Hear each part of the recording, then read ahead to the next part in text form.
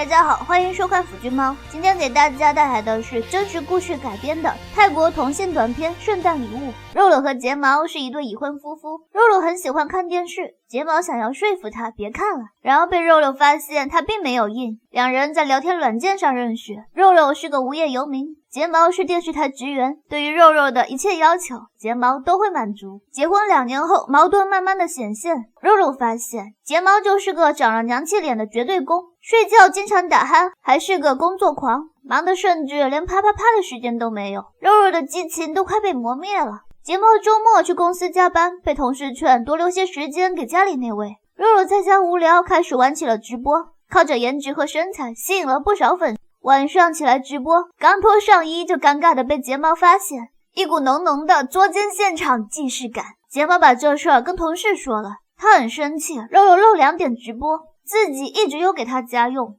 同事就让睫毛想想肉肉的处境，说如果睫毛是那个总靠老公的人，还会觉得 OK 吗？24号平安夜，肉肉还在直播，但今晚上他不愿跟以前一样收大家礼物了，他想说说心事，在直播间唱着给睫毛的歌，希望他能回来给自己一个机会。看着他在直播间哭，睫毛也心疼的哭了。两人约在外面见面，肉肉先开口示好，还送了他一份贵重的圣诞礼物。睫毛说自己不需要这么奢侈的东西，可肉肉却觉得他需要，自己直播赚钱就是想给他买名牌东西，而自己穿普通衣服就行。睫毛知道自己在这件事上争不赢他，但他还是不想肉肉在其他人面前袒胸露背。睫毛再一次抓着肉肉吻了起来，肉肉推开了他，站起来抓过他，吻了上去。这段时间肉肉有问过自己，没有睫毛在耳边打鼾，自己将如何入睡。肉肉在自己的直播间把老公睫毛介绍给了大家，睫毛向大家强调自己是他的公，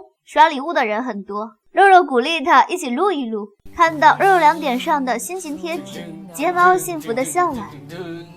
肉肉起身关掉直播，扑倒了他。短片到这里就结束了哟，喜欢腐君猫的观众大佬们可以订阅一下腐君猫，我们下期节目再见了，拜拜，爱你们哟。